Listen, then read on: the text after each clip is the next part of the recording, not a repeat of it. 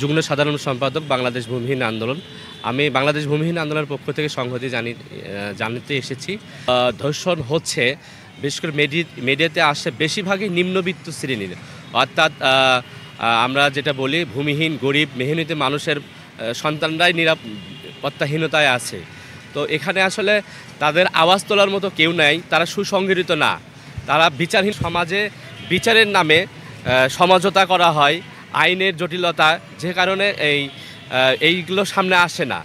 চত্বর এবং শাহবাগীদের মধ্যে একটা দ্বন্দ্ব লাগিয়ে দেওয়ার একটা চক্রান্ত হচ্ছে, এটা একটা রাজনৈতিক ফয়দা বলতে পারেন। তারা চাচ্ছে একটা আফগানিস্তানের মতো একটা পরিস্থিতি তৈরি করা। আমরা চাই না যে শাহবাগী এবং শাপলা চত্বর এই ফাঁদে পা দেখ। আমরা সবাই ভাই ভাই, আমরা মানুষ। আমরা শাপলা চত্বর থেকে শাহবাগের যে রাজনীতি, এই রাজনীতি আর বাংলাদেশে চাই না। আমরা চাই যারা নির্যাতিত হচ্ছে, নিপীড়িত হচ্ছে, তারা বিচার পাক। তারা দেখেছেন একসময় এসিড সন্ত্রাস শুরু হয়েছিল সারা বাংলাদেশে, এবং জনগণ এবং প্রশাসন ডাইরেক্ট অ্যাকশনের ফলে সারা বাংলাদেশে কিন্তু এসিড নিক্ষেপ বন্ধ হয়েছিল। আমার মনে হয় এই ধর্ষণের প্রতিবাদে সারা দেশের আইন শৃঙ্খলা এবং মানুষকে সচেতন হতে হবে, ধর্ষকের বিচার কঠোরভাবে হতে হবে এবং সবাইকে সচেতন হতে হবে। দেখবেন যে এইটা একবার জিরো টলারেন্সে চলে আসবে। ধন্যবাদ। তো বাংলাদেশের আইন পৃথিবীর মধ্যে সবচেয়ে ভালো আইন, কিন্তু সেই আইনের কোনো কার্যকারিতা নাই। তো আপনি একটা আইন তৈরি করলেন সুন্দরভাবে, সেই আইনের যদি কার্যকারিতা না থাকে, সে আইন দিয়ে ঝালমুড়ি মাখা খাওয়া ছাড়া ওই কাগজ দেওয়ার কোনো কাজ হবে না।